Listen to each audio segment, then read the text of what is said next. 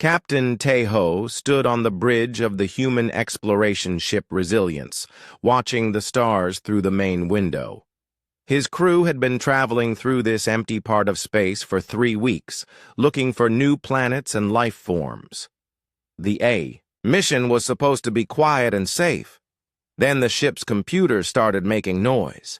"Captain," called out Communications Officer Ji-woo from her station, "I'm getting a strange signal. It's not like anything in our database." Tejo walked over to look at Ji-woo's screen. The signal was weak but clear. It repeated the same pattern, over and over again. Even though the language was unknown, the message felt urgent. "It's a distress call," said Chief Engineer Min-soo, joining them at the communications station. "I've seen patterns like this before. Someone needs help." Tejo nodded. "Can you find where it's coming from?" Ji-woo's fingers moved quickly over her controls. "About 6 hours away at full speed, the signal is getting weaker." "Sir," said Medical Officer Ha-na, stepping forward, "according to Galactic Council rules, we need to report this first. Unknown alien contact requires a formal request and approval process." Tejo knew the rules well. Every human ship captain learned them during training. When meeting a new alien species for the first time, the Galactic Council had strict procedures. First, you had to send a detailed report. Then a committee would study the situation. After that, diplomats would create contact protocols. The whole process took 6 to 8 months. "How long before the signal disappears completely?" Tejo asked Ji-woo. "At this rate of weakening, maybe 12 hours. Probably less." Tejo looked around his bridge. His crew watched him carefully. They all knew what the rules said. They also knew that someone was dying out there. "Min-soo, how fast can you push the engines?" "We can reach them in 4 hours if I push everything to maximum." "Do it." Tejo sat down in his captain's chair. "Ji-woo, keep monitoring that signal. Hana, prepare the medical bay for unknown alien biology. Everyone else prepare for a rescue mission." "Sir," Hana said again.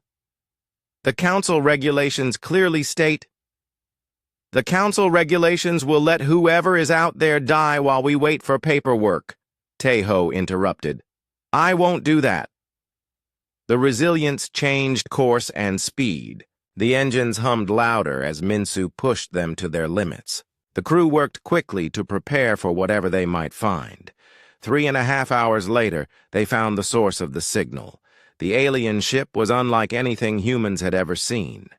It looked like it was made of crystal, all smooth curves, and transparent surfaces that caught the light from nearby stars. But something was wrong with it. Parts of the crystal structure were dark and cracked. "Life signs?" Tejo asked. Ji-woo checked her sensors. "I'm reading about 200 life forms aboard, but the readings are weak and getting weaker." "The ship is dying," Min-soo reported. "Their power systems are failing. I think their life support will stop working within the next few hours." Tejo made his decision quickly. "Prepare the shuttle bay. We're going to evacuate them.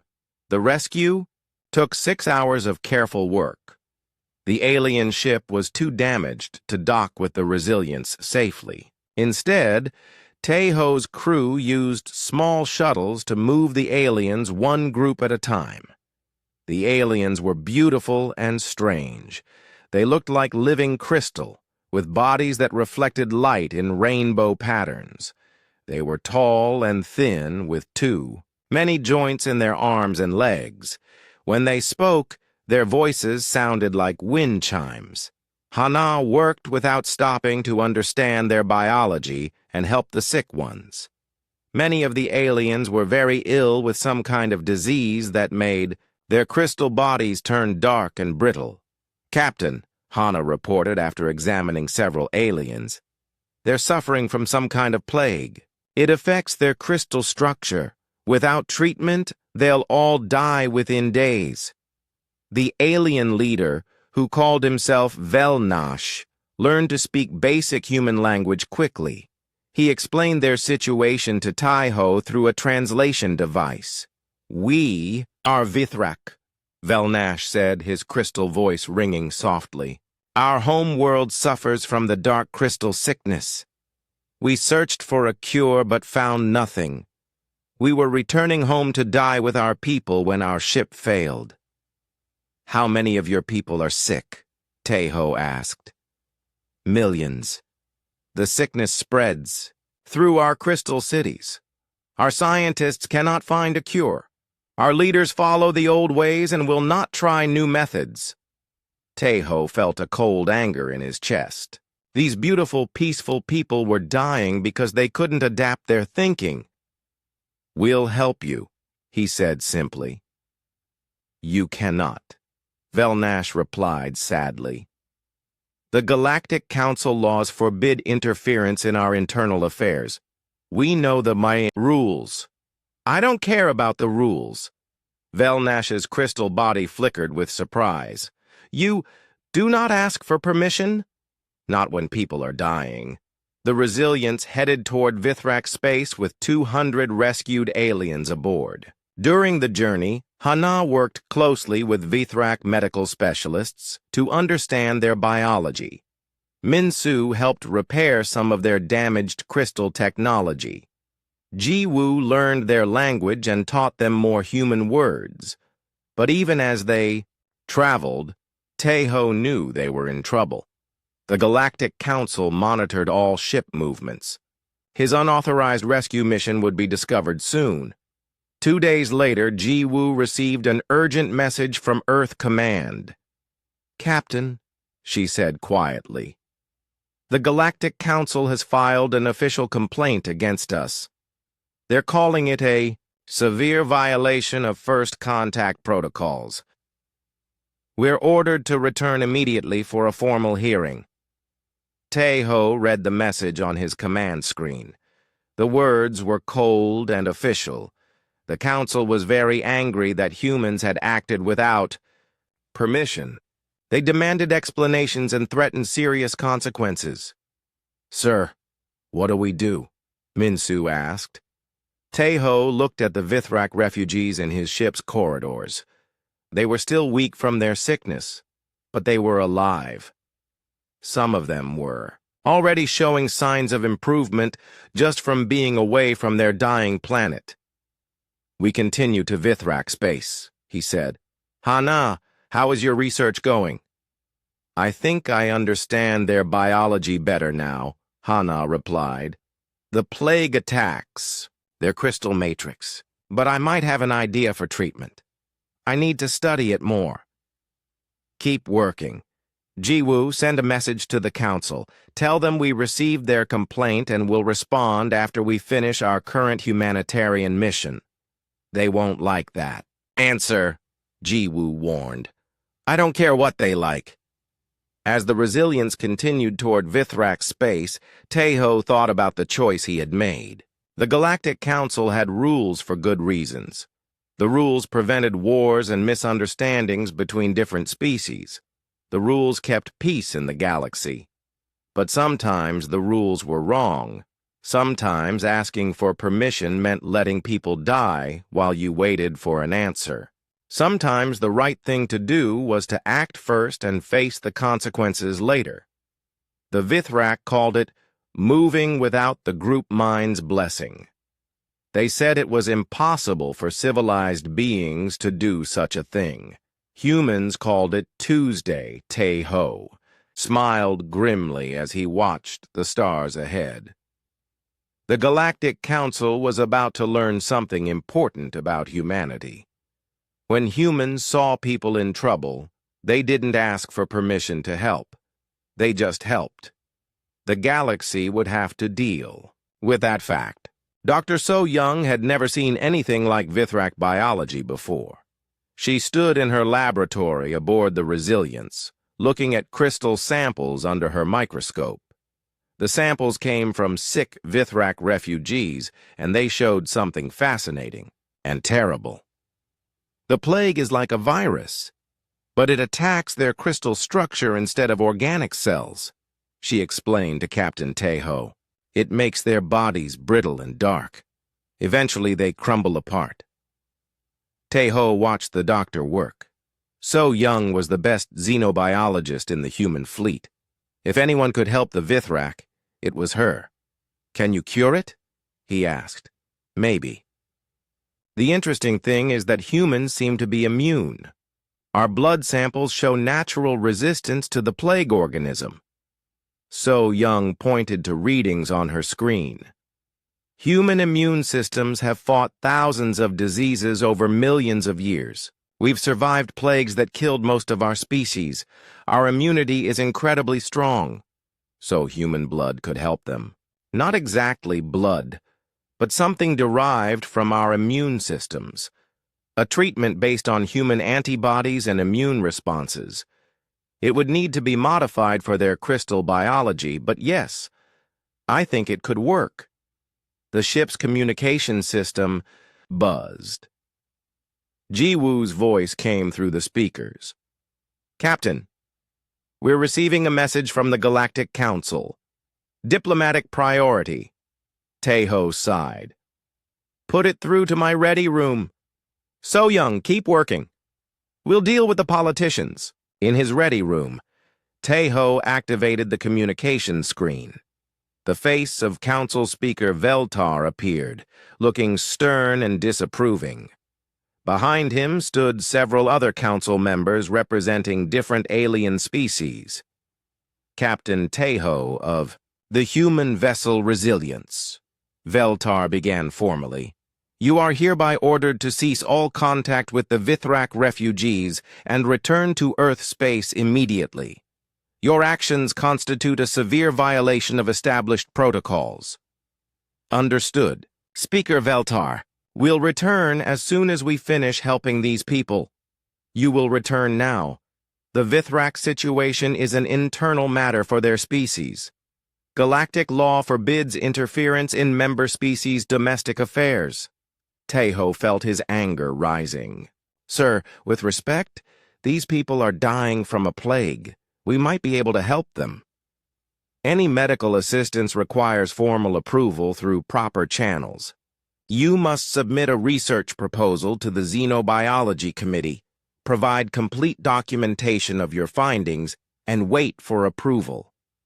The estimated processing time is 14 months. 14 months? Tejo couldn't believe what he was hearing. These people will be dead in 14 days without treatment. That is unfortunate, but proper procedures must be followed. The stability of galactic civilization depends on respect for established protocols. The transmission ended. Tejo stared at the blank screen for a long moment. 14 months to get permission to save lives. The Council would rather let an entire species die than bend their rules. He pressed the communication button. So Young, report to my ready room. Kyung-ho, you too. Diplomatic attaché. Kyung-ho arrived first. He was young for a diplomat, but he understood galactic politics better than anyone else on the ship. The Council is serious about this, Kyung-ho said after Tejo explained the situation. They see human actions as a threat to their authority. If we ignore their orders, they could expel humanity from the Galactic Council entirely. And if we follow their orders, the Vithrak die, Tejo replied. So Young entered the ready room, carrying a data pad. I've been working on the treatment, she announced. I think I can synthesize something that will work, but I need samples from more Vithrak, both sick and healthy ones. How long to develop a working cure? Tejo asked. If I work non-stop, 2 weeks, maybe 3, but I need to test it carefully. One mistake could kill them faster than the plague. Kyung-ho shook his head. Captain, the diplomatic consequences of continuing this mission could be enormous. Humanity has worked for decades to gain acceptance in the Galactic Council. This could destroy all of that. Taeho looked at both of them. So young, eager to save lives through science. Kyung-ho, worried about political consequences. Both were right in their own ways. Velnash, Taeho called out. The Vithrak leader had been learning human communication systems quickly. The crystal being appeared on the screen a moment later. His body flickered with colors that So Young had learned meant sadness and resignation. Yes, Captain Taeho? My doctor thinks she can develop a cure for your people's plague. But it would take time, and we'd have to ignore council orders to do it. Velnash was quiet for a long moment. You would risk your position in the galactic community for us? Yes. Why? We cannot offer anything in return. We are a dying species. Taeho thought about that question. Why was he willing to risk everything for aliens he had just met? It wasn't logical. It wasn't politically smart. It certainly wasn't following proper procedures. Because it's the right thing to do, he said finally. Velnash's crystal body pulsed with new colors. So Young had told Taeho these colors meant surprise and hope. Your species is very strange, Velnash said. You act without the permission of your leaders? Sometimes. When it matters. This will bring you great trouble. Probably. Then we accept your help. Over the next 2 weeks, So Young worked almost without sleeping.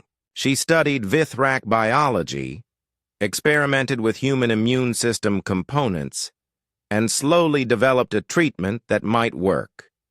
The Vithrak refugees helped however they could. They provided blood samples, shared their medical knowledge, and taught So Young about their crystal-based biology. Some of them were scientists who had been studying the plague for years without success. The problem, explained Kreshatar, a Vithrak medical researcher, is that our medicine follows the traditional ways. We try the same treatments that worked for other diseases, but this plague is different. It requires new thinking. Your people don't like new thinking? So Young asked. Our society values consensus and tradition. Acting without the approval of the Council of Crystals is forbidden. Even our scientists must get permission before trying new experiments. So Young looked up from her work. How long does that take? Usually several years for radical new approaches. Years? So Young couldn't hide her shock. But people are dying now. Yes, but proper procedures must be followed. So Young realized that the Vithrak had the same problem with their own government that humans had with the Galactic Council. Too many rules, too much bureaucracy, not enough action when action was needed. Meanwhile, messages from the Galactic Council kept coming. They were increasingly angry and threatening. They demanded that the Resilients return immediately. They threatened sanctions against Earth. They promised severe consequences for Captain Taeho. Kyung-ho read each message with growing worry. Captain, they're talking about declaring humans a rogue species. That would mean no trade, no diplomatic relations, no access to council space. Let me worry about the politics, Taeho replied. How is the treatment coming, So Young? Almost ready for testing. I think I found a way to modify human antibodies so they can work with Vithrak crystal biology. But I need to test it on volunteers first. I volunteer, Velnash said immediately. And I, added Kreshtar. And I, said another Vithrak. Soon, dozens of sick Vithrak had volunteered to test the experimental treatment. They all knew it might kill them. They also knew they were dying anyway. So Young prepared the first doses carefully. Her hands shook slightly as she injected the modified human antibodies into Velnash's crystal matrix. For 6 hours, Nothing happened. Then Vel Nash's dark, brittle crystal began to change. The darkness faded. The cracks healed. His body began to glow with healthy light again. "It works," So Young whispered. "It actually works." Within days, all the Vithrak refugees were healthy again. The cure was perfect, with no side effects. So Young had done the impossible. But the political consequences were just beginning. The Galactic Council was furious. Humans had violated their most sacred laws. They had acted without permission, interfered in another species' affairs, and ignored direct orders from Council leadership. "They're calling for our expulsion from the Council," Kyung-ho reported. "Some species are threatening to cut all ties with humanity." Tae-ho read the official complaints on his screen, pages and pages of angry words about human arrogance and disrespect for proper authority. "So Young," he said, "are you ready to mass-produce this cure?" "Yes, sir. I can teach Vithrak scientists how to make it themselves. We could save their entire species within a few months. Then let's go save them." As the Resilience entered Vithrak, space, Tae-ho thought about what they had accomplished. They had saved 200 lives and discovered a cure that could save millions more. They had proven that human medicine and Vithrak science could work together to achieve the impossible. The Galactic Council said they had broken the law. Maybe they had. But sometimes breaking bad laws was the only way to do good things. The Vithrak were about to learn what humans meant when they said, "Ask for forgiveness, not permission." Commander Dong-wook was having a quiet day when everything went wrong. His patrol ship Defiance was cruising through the outer rim, checking on shipping routes and monitoring space traffic. It was routine work, the kind that let his crew relax and catch up on maintenance tasks. Then Communications Officer Jae-sung picked up the emergency transmission. "Commander," Jae-sung called out, his voice tight with concern. "I'm receiving a distress signal from Research Station Epsilon 7. They're reporting a Category 5 solar storm approaching their position." Dong-wook moved to the communication station. "How bad is it?" "Bad, sir. The station is directly in the path of a coronal mass ejection. If it hits them at full strength, their shields won't hold. The radiation will kill everyone aboard." "Pilot." Yejin looked up from her controls. "How many people on the station?" 847. Jae-sung read from his screen. 23 different species. It's a joint research facility studying stellar phenomena. Dong-wook frowned. Research Station Epsilon 7 belonged to the Galactic Council, not to any single species. That meant it had very specific rules about who could help during emergencies. "What's the station's evacuation status?" he asked. Jae-sung listened to more. Transmissions. "They're requesting permission to evacuate. They've sent formal requests to the Emergency Response Committee, the Stellar Safety Board, and the Multi-Species Coordination Office." Requesting permission? Yejin couldn't hide her disbelief. "The storm is going to hit them and they're asking for permission to leave?" "That's the protocol for Council facilities," Dong-wook explained grimly. "They can't evacuate without approval from 3 different committees. Each committee has to verify the threat level, approve the evacuation plan, and coordinate with local authorities." "How long does that take?" Yejin asked. Jae-sung checked his data. "Normal processing time is 48 to 72 hours. "And how long until the storm hits the station?" 18 hours. The bridge fell silent. Everyone understood the math. The station needed permission to evacuate, but they would all be dead before that permission arrived. "Sir," said Security Chief Bong-soo, "according to regulations, that station is in Council territory. We're not authorized to enter without permission." How long to get permission for us to help? Dong-wook asked. For humans to enter Council research space? At least a week, assuming they approve it at all. Dong-wook looked at his crew. They were good people, trained professionals who followed orders and respected regulations. They also couldn't stand by and watch nearly 1,000 beings die for lack of paperwork. Yejin, how long to reach the station? At maximum speed, 14 hours. That would put us there with 4 hours to spare before the storm hits, Dong-wook calculated. Barely enough time to evacuate everyone. Sir, Bong-su said quietly, if we enter Council space without permission, it could be considered an act of aggression. The political consequences... I know the consequences. Dong-wook made his decision. Yejin, set course for Research Station Epsilon 7, maximum speed. Yes, sir. The Defiance changed course and accelerated toward the doomed research station. As they traveled, Dong-wook's crew prepared for a massive evacuation operation. Jae-sung, contact the station. Tell them help is coming. What if they refuse our assistance? Jae-sung asked. Council protocols might require them to reject unauthorized aid. Then we'll have to convince them that staying alive is more important than following rules. The journey to Epsilon 7 took exactly 14 hours. During that time, Dong-wook received several angry messages from Galactic Council authorities demanding that he turn back immediately. He ignored them all.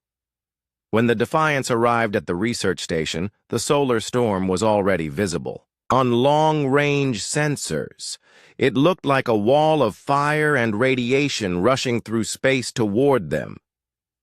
Station Epsilon 7, this is Commander Dong-wook of the human vessel Defiance, he broadcast. We're here to evacuate your personnel. The response came from Dr. Velthara, the station's Altrani administrator. Commander, we appreciate your offer, but we cannot accept unauthorized assistance. We are still waiting for approval from the proper committees. Doctor, that storm will hit you in 4 hours. Your committees won't approve anything in time. I understand your concern, but proper procedures must be followed. The Galactic Council has very strict rules about emergency responses. Dong-wook closed his eyes for a moment. He was talking to someone who would rather die than break the rules. Doctor, I'm going to ask you a simple question. Do you want to live? There was a long pause. Of course.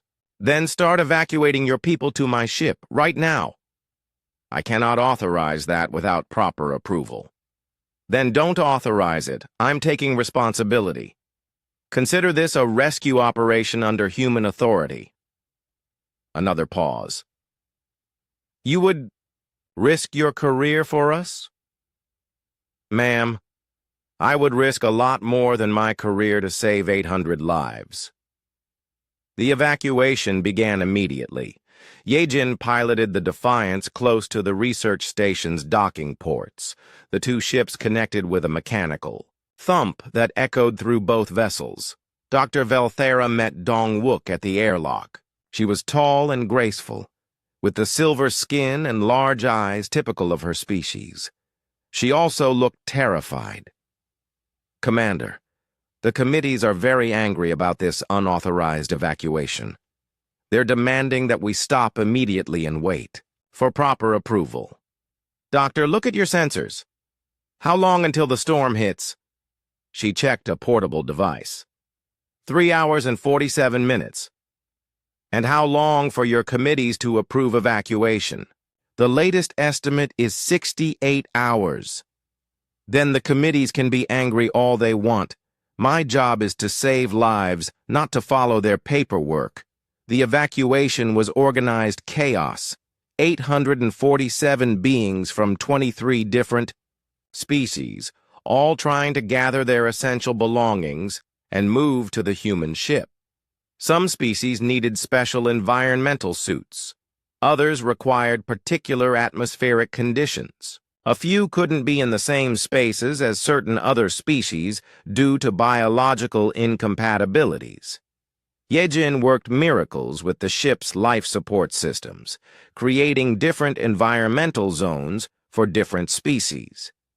Jae-sung coordinated the movement of people and equipment. Bong-soo maintained order and helped carry the sick and elderly. Dr. Velthara helped organize her people, even though she was clearly breaking every rule she had ever learned. "I have never done anything like this before," she confessed to Dong-wook as they supervised the evacuation. "In my species, we always seek consensus before acting. This individual decision-making is very difficult for us. Sometimes individual decisions are the only ones that matter," Dong-wook replied. "When there's no time for consensus, someone has to choose. But what if you choose wrongly? Then you deal with the consequences. But at least you tried to do the right thing." With 1 hour remaining before the storm hit, the evacuation was almost complete. Only 30 people remained on the station, gathering the last of the critical research data. That's when Jae-sung detected something unexpected. "Commander, I'm picking up another ship approaching the station. It's a council enforcement vessel." Dong-wook looked at the sensor readings. The council ship was fast and well-armed. "Are they here to help with the evacuation?" "Negative, sir. They're broadcasting orders for us to cease our unauthorized rescue operation immediately." "They want us to stop saving people?" "Yes, sir. They're demanding that we release the evacuees back to the station and withdraw from council space." Dong-wook stared at the approaching council ship. They actually wanted him to put people back on a station that would be destroyed in less than an hour. They cared more about their rules than about the lives of their own people. "Jae-sung, open a channel to the council ship." "Channel open, sir." "Council vessel, this is Commander Dong-wook. We are conducting an emergency evacuation. We will complete our mission and then withdraw." The council ship's captain responded immediately. "Human Commander, you are ordered to cease your illegal activities and return the station personnel immediately. Your presence in council space is unauthorized and must end now." "Negative, council ship. We will finish evacuating these people. If you do not comply, we are authorized to use force to stop you." Dong-wook looked around his bridge. His crew watched him carefully, waiting for his orders. Nearly 800 innocent people filled his ship, depending on him to get them to safety. "Council ship, are you seriously threatening to attack a rescue vessel?" "We are enforcing proper protocols. The station personnel must return to their assigned positions until proper evacuation approval is received. Even though they'll all be dead before that approval comes? Proper procedures must be followed." Dong-wook had heard enough. "Ye-jin, get the last people aboard and prepare for emergency departure. Jae-sung, record everything. I want a complete record of this conversation." "Sir, the council ship is powering weapons," Bong-soo reported. "They're actually going to shoot at us for saving people." Dong-wook shook his head in amazement. "Get us out of here, Ye-jin. Best possible speed." The Defiance detached from the research station and accelerated away at maximum speed. The council enforcement ship followed, but didn't fire. Apparently, even they weren't quite ready to start a shooting war over rescue operations. Ambassador Hye-jin stood before the full assembly of the Galactic Council, feeling the weight of hundreds of alien eyes upon her.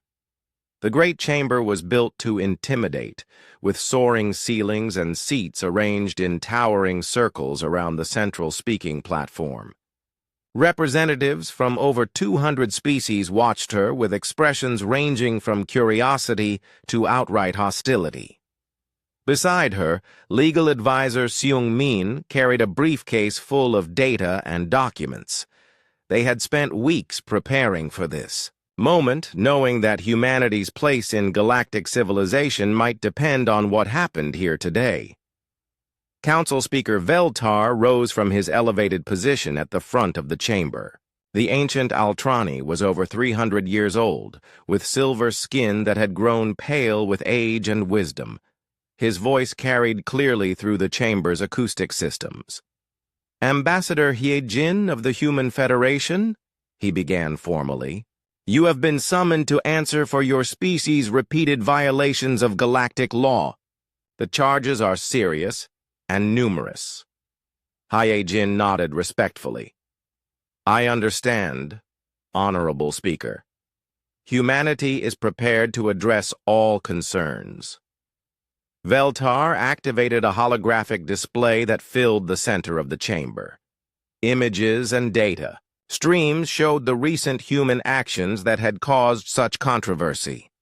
"First charge," Veltar announced. "Unauthorized first contact with the Vithrak species in direct violation of Protocol 7 Alpha. Captain Tae-ho of the vessel Resilience initiated contact without proper council approval." The display showed images of the Vithrak rescue mission. Hyejin watched as the hologram recreated Tae-ho's decision to save the dying aliens instead of waiting for committee approval. Second charge. Unauthorized medical intervention in Vithrak internal affairs. Dr. So Young developed and distributed medical treatments without following proper xenobiology research protocols. More images appeared, showing So Young's laboratory work and the successful treatment of the Vithrak plague. Third charge. Unauthorized military intervention in Council territory. Commander Dong-wook entered restricted space and conducted evacuation. Operations without permission despite direct orders to withdraw. The hologram showed the Defiance evacuating Research Station Epsilon 7 while Council enforcement ships demanded they stop. "These are not minor infractions," Veltar continued. "These actions represent a fundamental disregard for the laws that have maintained galactic peace for over 2,000 years. How does humanity answer these charges?" Hyejin stepped forward to the speaking platform. The chamber fell silent, waiting for her response. "Honorable Speaker, distinguished representatives," she began, "humanity does not dispute the facts of these cases. Our ships did act without formal council approval. Our personnel did violate established protocols. We did ignore direct orders from council authorities." Murmurs of surprise rippled through the chamber. Many had expected humans to make excuses or claim ignorance of the laws. "However," Hyejin continued, "we believe our actions were morally justified, even if they were legally problematic." The murmurs grew louder. Several representatives stood to voice objections, but Veltar raised his hand for silence. "Explain your reasoning, Ambassador." Hyejin nodded to Seung-min, who activated their own holographic display. New images filled the chamber, showing different scenes from recent galactic history. "Let me show you what happens when your protocols are followed exactly as written," Hyejin said. The first image showed a mining accident on Kepler Station. 3 months ago, a reactor explosion trapped 200 miners underground. The local government requested emergency assistance from the council. Following proper protocols, they submitted a formal request for aid. The hologram showed official documents moving through various committee systems. The emergency response. Committee received the request and forwarded it to the Hazardous Materials Subcommittee. They reviewed it and sent it to the Multi-Species Coordination Office. That office requested additional documentation and sent it back for clarification. More images appeared, showing the bureaucratic process in detail. By the time all proper procedures were completed and aid was approved, 7 weeks had passed. All 200 miners were dead. An uncomfortable silence fell over the chamber. Hyejin continued. The Andorian plague outbreak. 8 months ago, a new disease began spreading through Andorian colonies. The Andorian government requested council assistance in developing a cure. Following proper protocols, they submitted all required documentation to the Xenobiology Research Committee. More images showed the slow movement of paperwork through committee systems. The committee reviewed the request and approved it after 6 months of deliberation. However, they required the research to be conducted at council facilities under strict supervision. The first cure samples were produced 11 months after the initial request. The hologram showed devastating statistics. During those 11 months, the plague killed over 4 million Andorians. When the cure finally arrived, the outbreak had already burned itself out. Representative after representative shifted uncomfortably in their seats. Hyejin was showing them the dark side of their cherished protocols. The Rigel Nebula Survey Incident. The Council commissioned a scientific survey of the Rigel Nebula to search for habitable planets. The survey ship Exploration discovered a planet with primitive but intelligent life. Following proper protocols, they did not make contact but instead returned to file a first contact report. Images showed the beautiful planet and its pre-industrial civilization.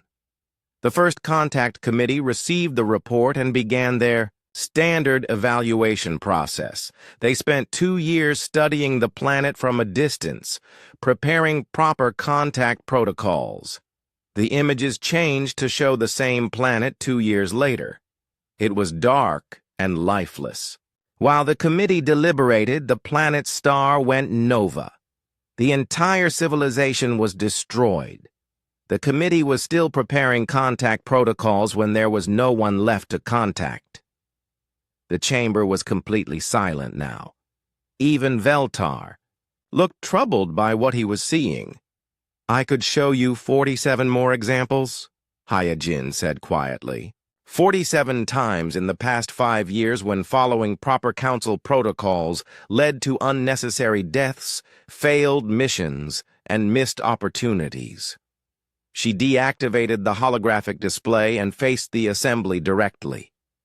"Your system is broken," she said simply. "You have created a bureaucracy so complex and slow that it cannot respond to real emergencies. You value procedures more than results. You care more about following rules than saving lives." Outraged voices erupted throughout the chamber. Representatives shouted objections and demands for order. Veltar had to use his authority to restore quiet. "Ambassador," Veltar said sternly, "you are suggesting that thousands of years of carefully developed galactic law should be abandoned?" "Not abandoned," Hyejin replied. "Reformed.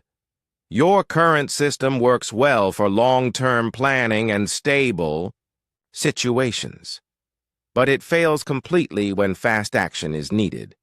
Seungmin stepped forward with his briefcase.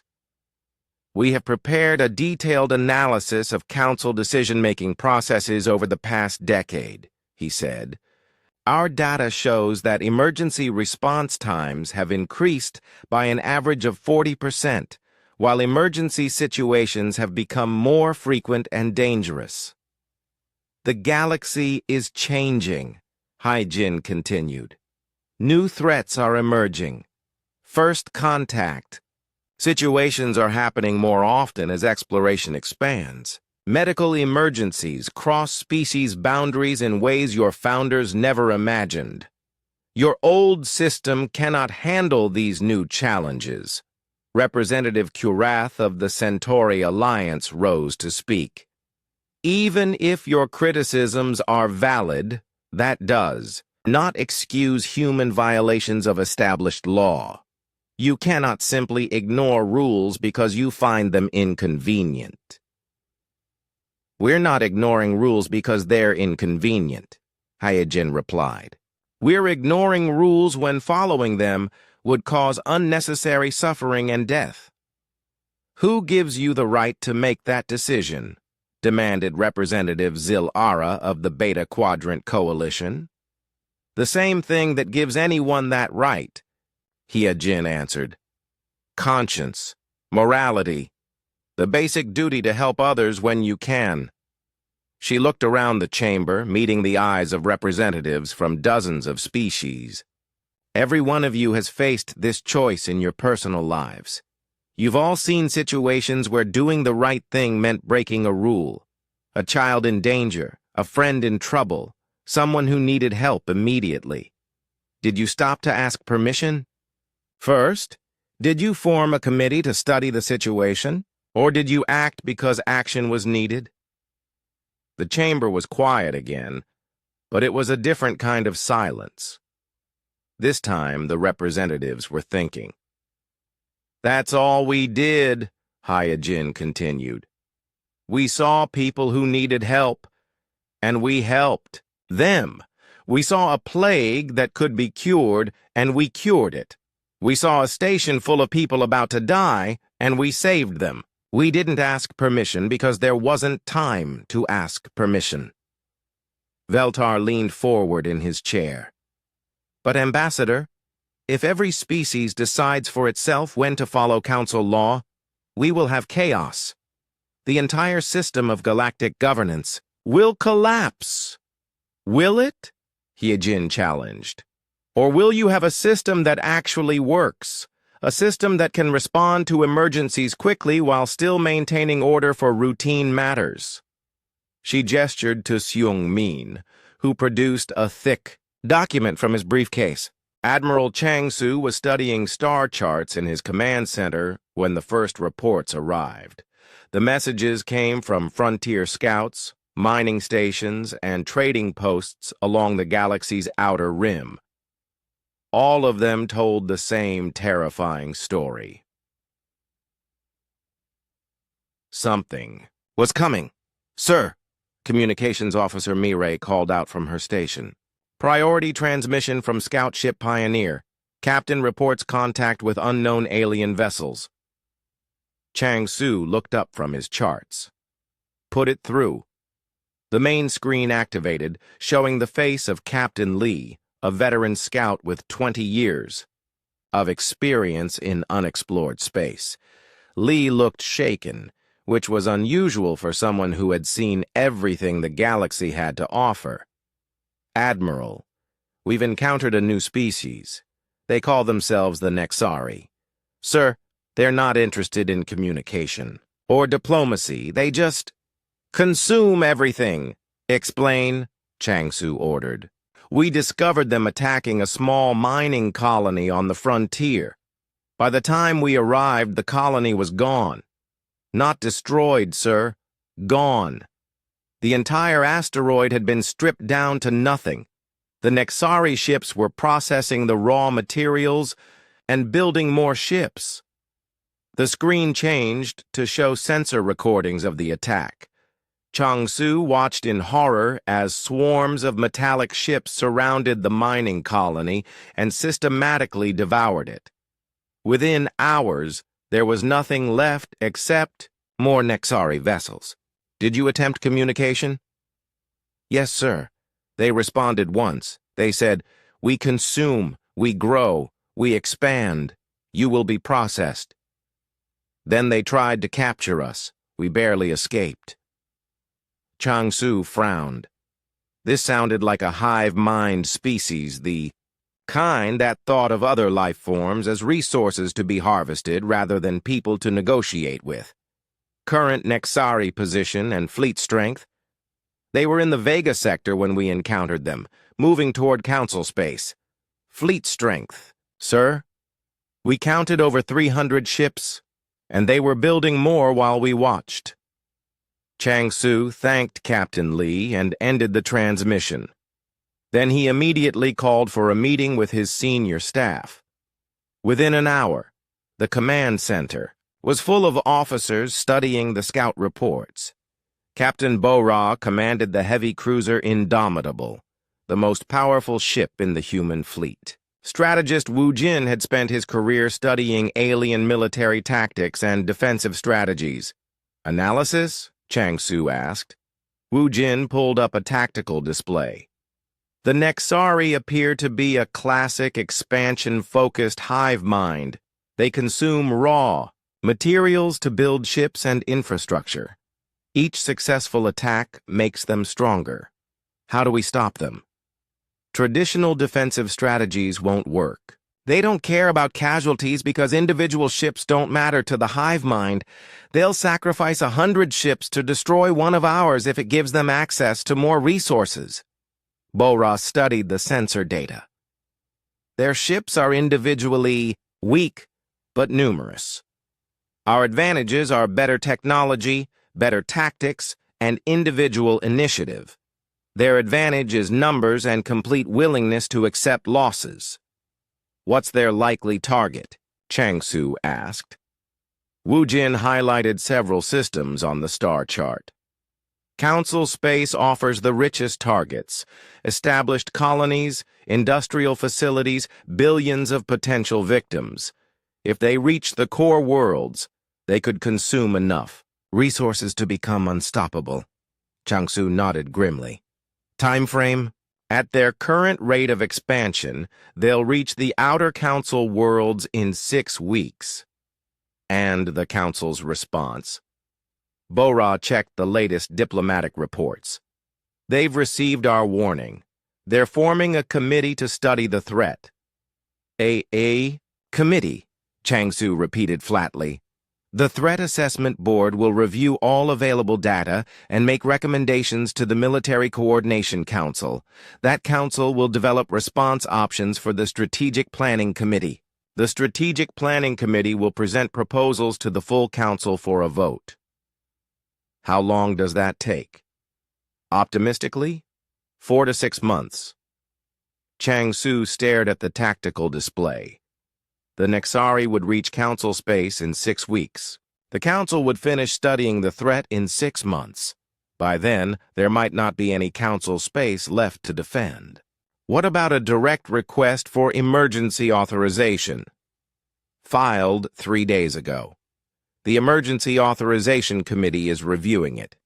They've requested additional documentation and clarification on 17 different points. Estimated response, time, 8 to 12 weeks, assuming they approve it at all. Changsu made his decision quickly. Bora, how many ships can you gather in the next week? 18 vessels, including the Indomitable. All human ships currently in this sector. That's not enough to stop the Nexari fleet, Wu Jin pointed. Out. No, but it might be enough to slow them down. Changsu studied the star chart. We can't stop them from reaching council space, but we can make them pay for every system they take. Maybe buy enough time for the council to realize how serious this is. Sir, Bora said quietly. Acting without council authorization could be considered an act of war against council authority.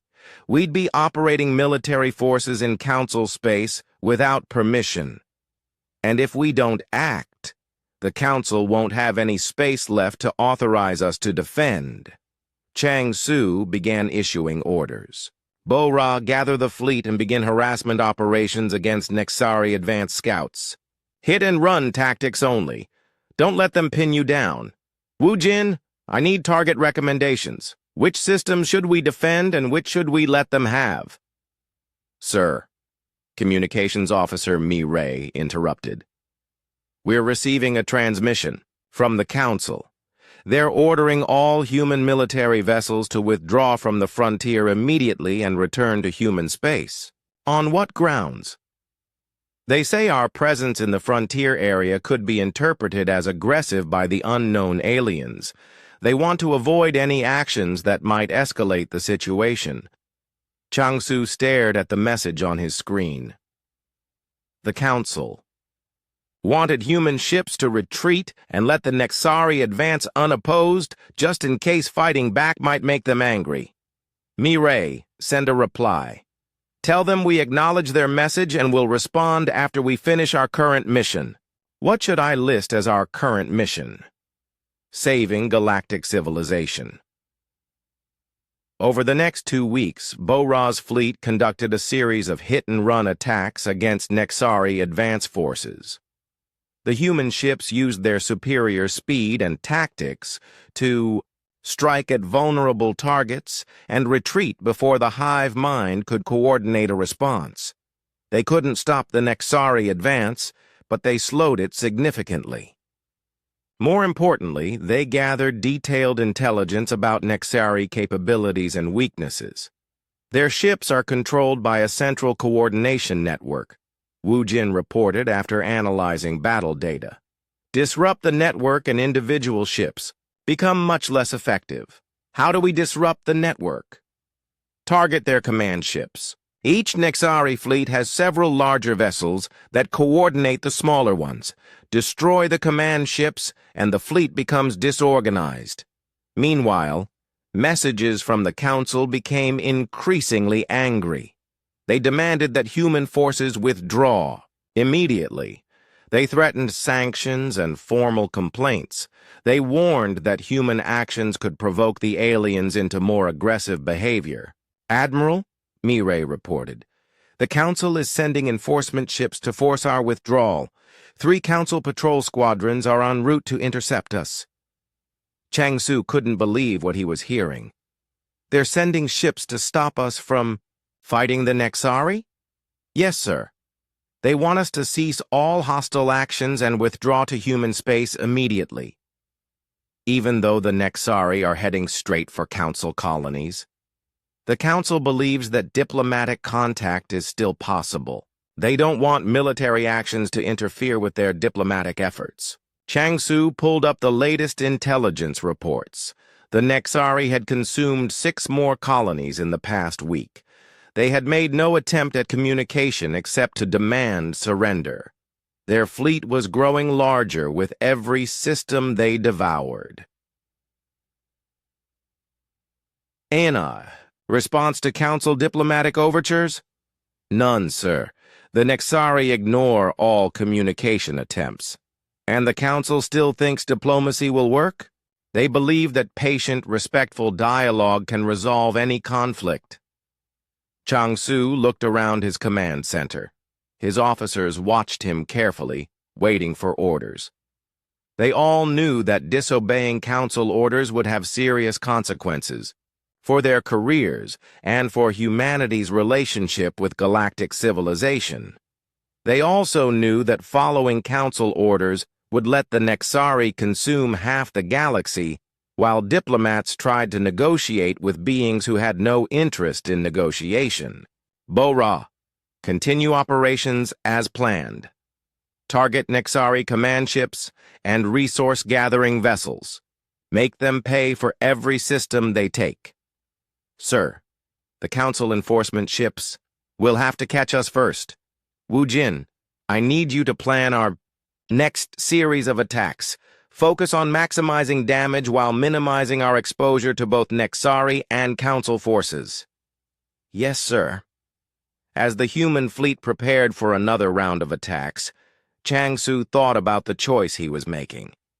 The Council had rules about military operations, diplomatic procedures, and proper authorization channels.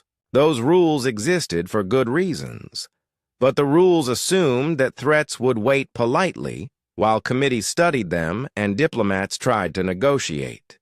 The rules assumed that aggressive species could be reasoned with if you just found the right approach. The Nexari didn't care about rules. They cared about consuming. General In-Ho stood in the communications center of Human Defense Command, watching as his staff coordinated the most unauthorized military alliance in galactic history. Around him, dozens of officers worked at communication stations, talking to alien military leaders who had all decided that official Council approval was less important than staying alive. Status report, In-Ho called out. Sir, reported communications specialist Yuna, we now have military coordination agreements with 14 species. The Vithrak have committed their entire fleet. The survivors from Research Station Epsilon 7 have convinced their home governments to join us. 3 outer rim species are sending ships. The Council's response? They're not happy, replied diplomat Yunji with considerable understatement. They've declared our alliance illegal and demanded that all participating species withdraw immediately. Inho studied the tactical display showing Allied ship positions across 3 sectors. It was a small force compared to the Nexari swarm, but it was growing every day as more species realized that the Council's diplomatic approach wasn't working. Any species actually withdrawing? None so far. The Nexari attacked another colony yesterday. The images are pretty convincing about their intentions. The main screen activated, showing the face of Kristall, the Vithrak leader who had become humanity's strongest advocate in galactic politics. His crystal body glowed with the colors that meant determination and resolve. General Inho, Kristall said, my government has received formal demands from the Council to cease all military cooperation with human forces. They want us to withdraw our ships and return to Vithrak space immediately. And your response? We told them that human medical intervention saved our entire species from extinction. We will not abandon the humans who saved us when they need our help. Inho smiled. The Vithrak had learned something important from their contact with humanity. Sometimes loyalty mattered more than bureaucracy. Council enforcement ships are moving to intercept Vithrak vessels, Kristall continued. They're threatening to impound our ships if we don't comply with withdrawal orders. We'll handle the Council ships, Inho promised. Keep your forces moving toward the Nexari front. Every day we delay them is another day for evacuation efforts. After ending the transmission, Inho turned to Yunji. How are the other Alliance members holding up? Mixed reactions. The Centauri delegation is nervous about Council sanctions, but hasn't withdrawn yet. The Outer Rim species are angry about being abandoned by Council bureaucracy. The research station survivors are absolutely committed to the Alliance. And the species we haven't contacted yet? That's where things get interesting. Yunji activated. A holographic display showing recent diplomatic developments. Several species are sending us unofficial messages. They can't openly join the Alliance because of Council pressure, but they're offering intelligence, supply support, and navigational assistance to our ships. Inho raised an eyebrow. Navigational assistance? They're telling us where Council enforcement patrols will be so we can avoid them. They're also providing real-time intelligence about Nexari fleet movements. They're helping us without officially helping us. Exactly. They want the Nexari stopped, but they can't risk open defiance of the Council. A new transmission arrived from Admiral Chang Su in the field. His face appeared on the screen looking tired but determined. General, we've conducted successful strikes against 3 Nexari supply columns. We're disrupting their resource-gathering operations and forcing them to divert ships to protect their logistics. Casualties? Light on our side. The Alliance coordination is working well. Vithrak crystal technology provides excellent sensor capabilities. The station survivors know Council defensive systems better than anyone. The Outer Rim species have experience with hit-and-run tactics. Council interference? Getting worse. They've deployed enforcement squadrons to maintain order in the combat zone.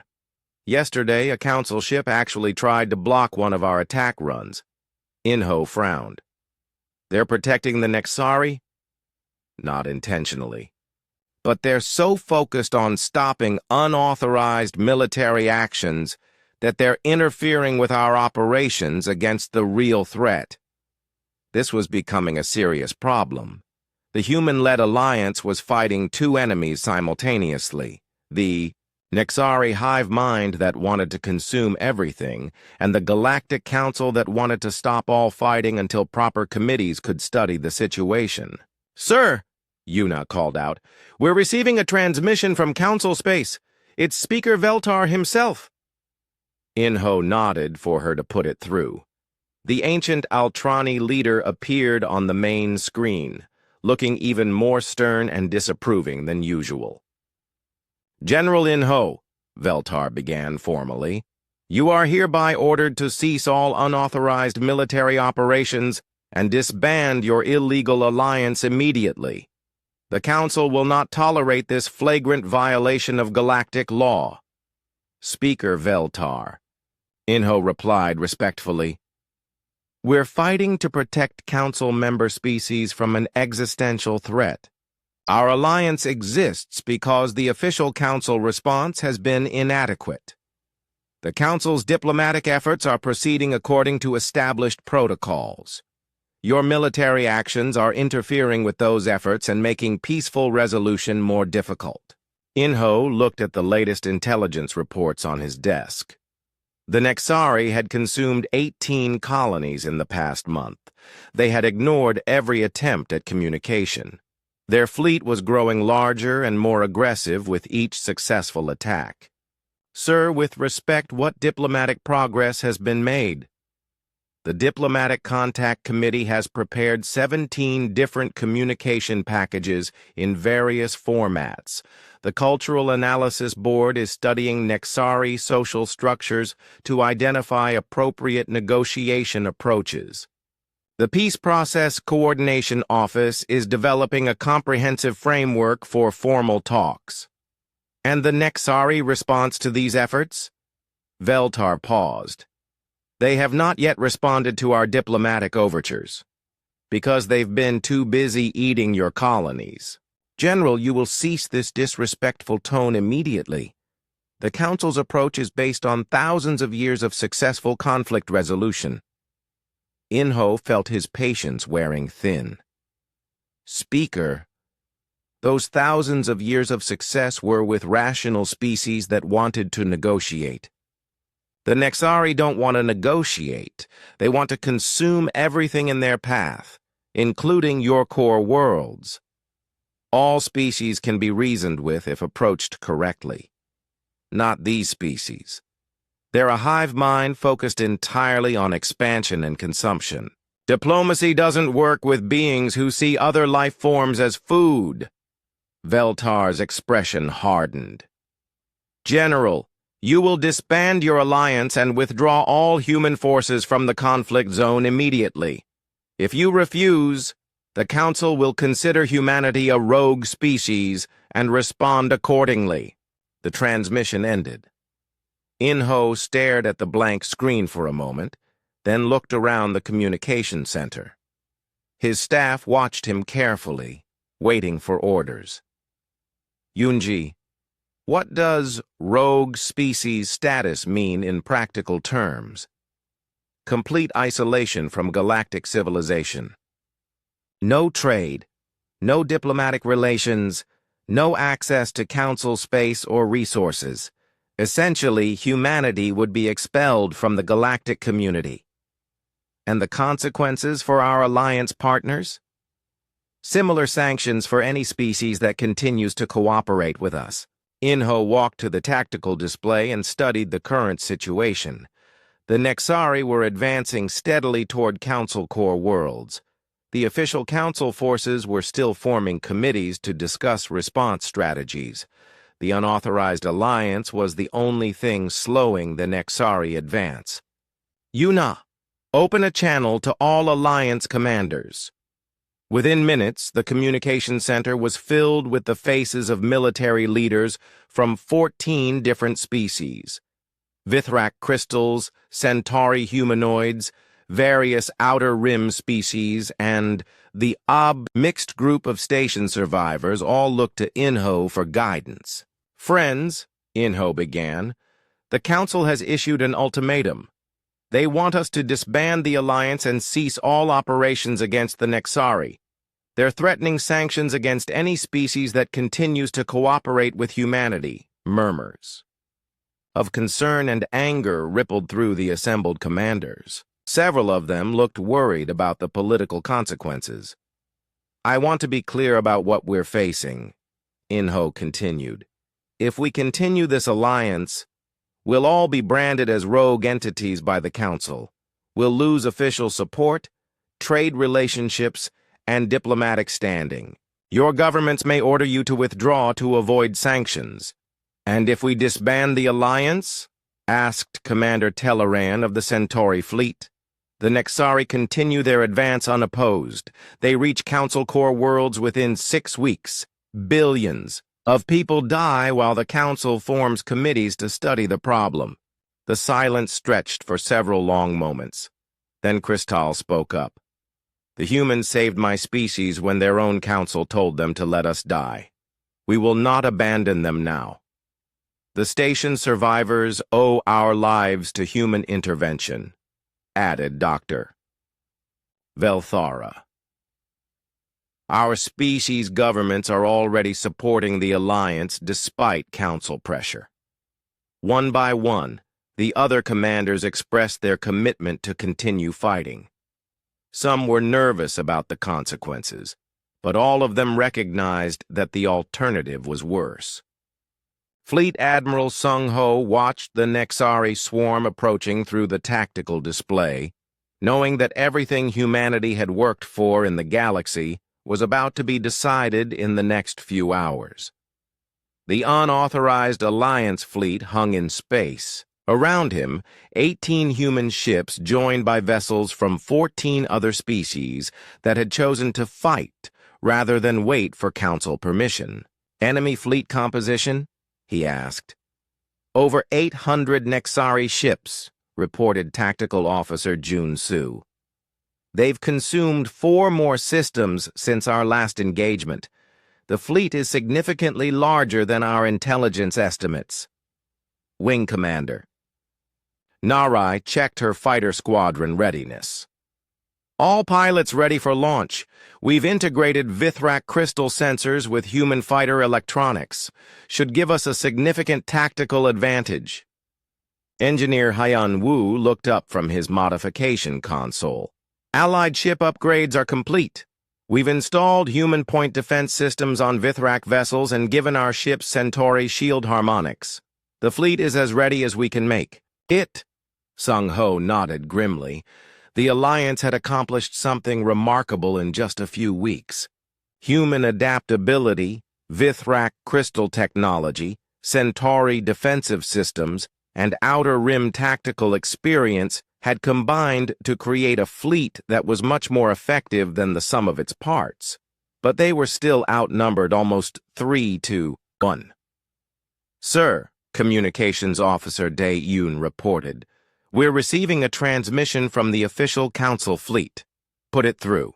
The main screen activated, showing the face of Council Fleet Admiral Corthan, a massive reptilian being with ceremonial armor and cold, calculating eyes. Human Admiral, Corthan began without preamble, you are ordered to withdraw your illegal force immediately. The Council fleet will handle the Nexari threat according to proper military protocols. Sung Ho looked at his tactical display. The official Council fleet had finally arrived in the system, but it was positioned well behind. The defensive line. 300 ships from 30 different species, all following standard Council battle formations. Admiral Corthan, with respect, the Nexari fleet will reach the core worlds in 6 hours. Are your forces ready for immediate engagement? The Council fleet will engage the enemy after proper tactical coordination is completed. All ship captains must review unified command protocols and establish communication procedures. Estimated preparation time is 18 hours. 18 hours? Sung Ho couldn't hide his disbelief. The battle will be over in 18 hours. Proper. Military coordination cannot be rushed. Your unauthorized force is ordered to withdraw immediately to avoid interference with Council operations. Sung Ho cut the transmission and looked around his bridge. His officers watched him with expressions, ranging from anger to amazement. They want us to withdraw so they can spend 18 hours getting organized? Nari asked. while the Nexari destroy 3 more systems, Hyunwoo added. Sir, Da-un reported, the Nexari fleet is changing formation. They're accelerating toward the core worlds. They've detected the Council fleet and are moving to engage before the Council can organize. Sung-ho made his decision. All ships, battle stations. We're going in. Sir, Junsu said quietly, Admiral Corthan has transmitted formal orders for us to withdraw. If we engage the enemy now, we'll be in direct violation of Council military authority. Then we'll be in violation. Nari, launch all fighters. Hyunwoo, implement battle modifications. All Allied ships, commence attack run. The unauthorized Alliance fleet accelerated toward the Nexari swarm. Behind them, the official Council fleet maintained its position, still organizing command structures and reviewing protocols. The battle began with a massive fighter engagement. Nari led 250 fighters from 6 different species into the heart of the Nexari formation. The combined human-Vithrak sensor systems let them track individual enemy ships through the swarm, while Centauri shield technology protected them from Nexari energy weapons. Nexari command ships identified, Nari reported over the communication network. Beginning priority target attacks. The Alliance had learned from previous engagements that destroying Nexari command vessels disrupted their coordination. Each command ship controlled dozens of smaller vessels. Eliminate the command ship and the smaller vessels became much less effective. Human fighters dove through the Nexari formation with reckless precision, targeting the larger command vessels while Allied ships provided covering fire. Vithrak crystal hulls reflected Nexari energy beams harmlessly, while Outer Rim species used hit-and-run tactics that confused the hive mind's coordination algorithms. First wave of command ships destroyed, Nari reported. Nexari formation is showing signs of disruption, but the Nexari adapted quickly. New command ships moved forward to replace the destroyed ones, and the swarm began to focus on eliminating the Alliance fighters. We're taking heavy losses, reported Captain Teleron of the Centauri cruiser Determination. Nexari are concentrating. Fire on our fighter squadrons. Sung-ho watched his tactical display as red markers indicated destroyed Alliance vessels. They were inflicting significant damage on the Nexari fleet, but the enemy's numerical advantage was starting to tell. Sir, Da-un called out, the Council fleet is moving. Admiral Corthan is demanding that we cease our attack immediately. Are they coming to help? Negative. They're moving to intercept us. Admiral Corthan says we're disrupting their battle plan. Sung-ho stared at the display in disbelief. The Council fleet was actually moving to stop the Alliance from fighting. The Nexari. Put me through to Admiral Corthan.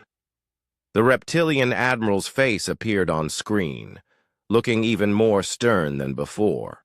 Human Admiral, you will cease your unauthorized attack immediately. Your actions are interfering with Council military operations. Admiral, we're fighting the enemy. How is that interfering with your operations? You are disrupting the Nexari. Formation before our forces can engage according to proper tactical doctrine. Your chaotic attack patterns make coordinated response impossible. Sung-ho felt a cold anger building in his chest. So you want us to stop fighting so you can fight them according to your doctrine? Correct. Withdraw your forces and allow proper military coordination to proceed.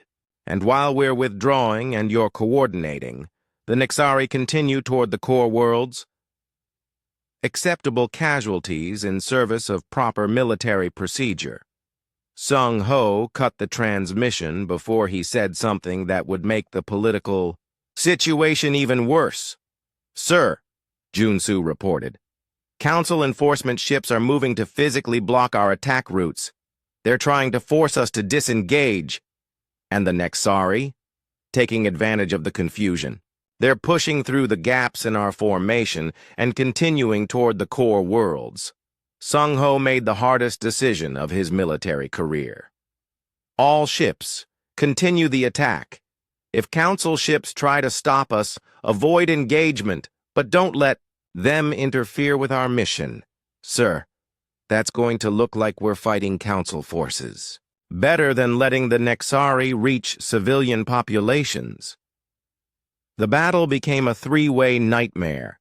The Alliance fleet fought desperately against the Nexari swarm while trying to avoid the Council enforcement ships that were supposed to be on their side. Council vessels moved between Alliance ships and their targets, demanding ceasefires and threatening to use force to stop the unauthorized battle. In the confusion, the Nexari broke through the defensive line. Enemy breakthrough confirmed, Junsu reported grimly. 200 Nexari ships have passed our position and are heading directly for the Altrani homeworld. Sung-Ho felt his heart sink.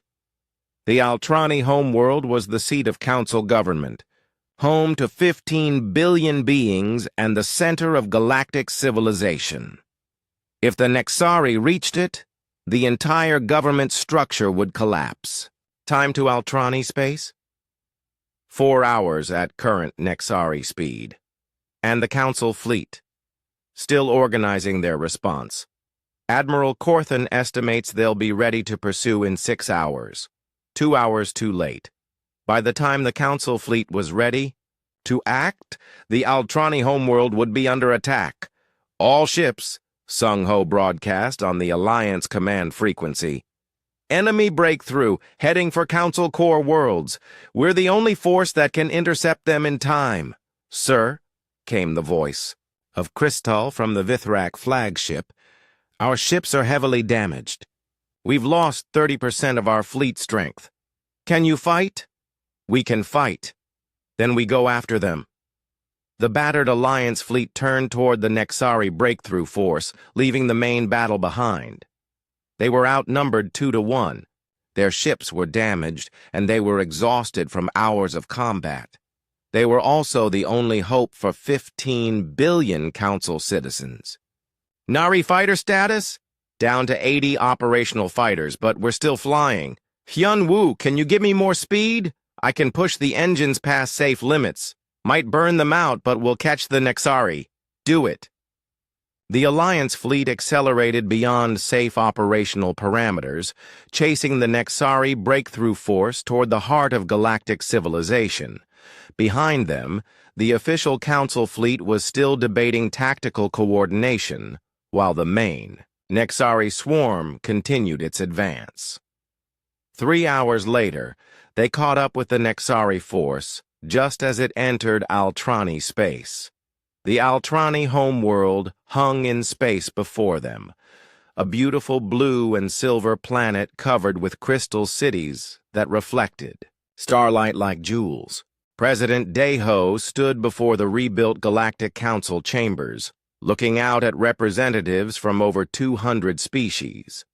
The Great Hall had been reconstructed after the Nexari attack, with new sections added to accommodate the growing number of species that wanted to join galactic civilization. Beside him, Chancellor Su Jin held a document that would change how the galaxy operated. It had taken 6 months of careful negotiation to reach this point, but the crisis had created an opportunity for real reform. Speaker Veltar rose from his position at the front of the chamber. The ancient Altrani leader looked older since the Nexari crisis, but also wiser. Nearly losing his homeworld had taught him lessons that centuries of peaceful bureaucracy could not. Representatives of the Galactic Council, Veltar began, we gather today to consider the most significant reforms to our governing structure in over 1,000 years. The events of the past year have shown us that our current system, while excellent for maintaining peace and order, is inadequate for responding to existential threats. Murmurs rippled through the assembly. Change came slowly to the council, and many representatives were nervous about altering traditions that had worked for so long.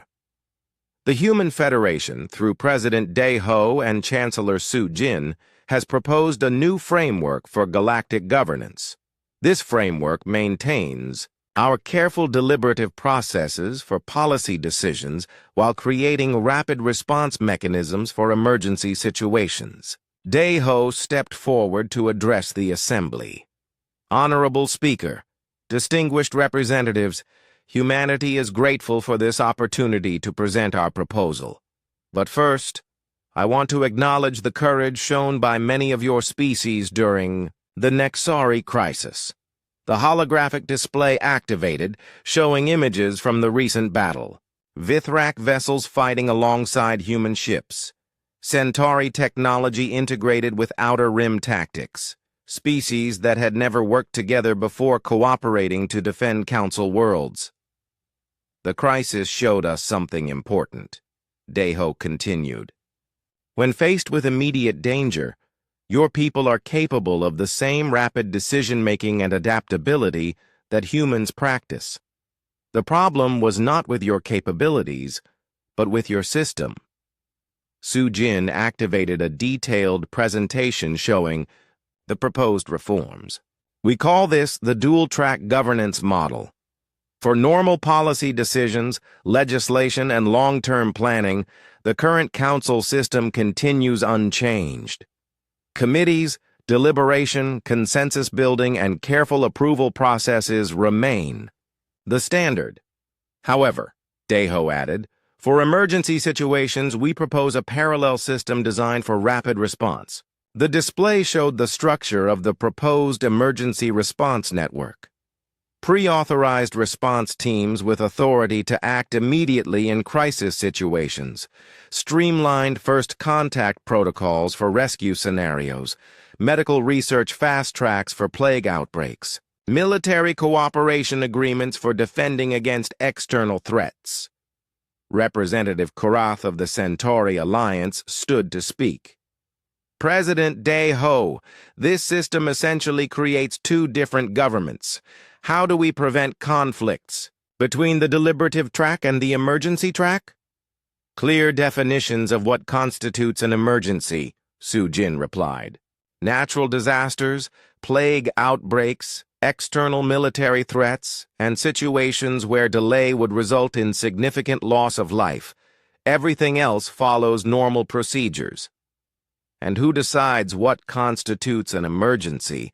Asked Representative Zil-Ara of the Beta Quadrant Coalition. A rotating emergency assessment board with representatives from 12 species, including humans, but not dominated by any single species, Dae-ho answered.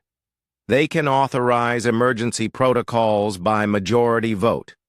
If they're wrong, the full Council can override their decision and investigate their reasoning. Speaker Veltar nodded approvingly. This addresses one of our primary concerns about the human proposal. It provides accountability while allowing for rapid action. Representative Morden of the Outer Territories raised another concern. What about species sovereignty? The current system prevents any species from acting unilaterally in another species' territory. Your proposal seems to allow that. Only in genuine emergencies where the affected species cannot respond effectively, Su-jin clarified, and only with post-action review and consequences for misuse of emergency authority. Dr. Velthera, now representing the Research Station Survivors Coalition, stood to speak. Honorable Speaker, I was present during the Research Station Epsilon 7 incident. The current system would have required us to die while waiting for evacuation approval. The proposed system would have authorized immediate rescue operations. But at what cost to proper oversight? Countered Representative Keltor of the Core Worlds Alliance. If we allow rapid action without full deliberation, we risk making serious mistakes. Dae-ho looked directly at Keltor. Representative, during the Nexari crisis, how many mistakes did rapid action cause compared to how many lives deliberate inaction cost? The chamber fell silent. Everyone remembered the terrible calculus of the crisis. How many colonies had been consumed while committees studied the threat? How many people had died while proper procedures were followed? Crystal of the Vithrak rose to speak, his crystal body glowing with warm colors. My species would be extinct today if humans had followed proper procedures instead of acting to save us. Sometimes rapid action prevents problems that deliberation cannot solve. The Nexari crisis taught us a difficult lesson, added Admiral Corthon, now serving as military representative to the Council. Perfect coordination is useless if it arrives too late to matter. The unauthorized human alliance was chaotic and violated numerous protocols, but it saved galactic civilization. Veltar called for order as discussions intensified throughout the chamber. Representatives, we have heard the arguments for and against the proposed reforms. The question before us is simple. Do we adapt our system to handle new challenges, or do we maintain our current approach and hope future crises are more patient than the Nexari? The debate continued for hours. Species after species shared their experiences from the crisis. Some had benefited from rapid human intervention. Others worried about the precedent of acting without proper authorization. Finally, Veltar called for a preliminary vote. All representatives in favor of establishing a committee to study the dual-track governance proposal, hands, tentacles, and various appendages rose throughout the chamber. The vote was overwhelming in favor. All opposed? Only a few representatives voted against further study. The motion passes. We will establish the Governance Reform Study Committee to examine the human proposal in detail. After the session ended, Deho and Sujin met privately with Veltar in his chambers. The old Altrani leader looked tired but hopeful. President Deho, I must ask, why did your species risk so much to save the rest of us? You could have waited for official authorization and avoided all the political consequences. Deho considered the question carefully. Speaker, humans have a saying, evil succeeds when good people do nothing. We couldn't stand by and watch good people die while we waited for permission to help them. But you knew the consequences. Expulsion from the Council, trade sanctions, complete isolation from galactic civilization. Why risk all of that? Because some things are more important than official approval, Sujin answered. The right to exist, the duty to help others in danger, the responsibility to protect innocent lives.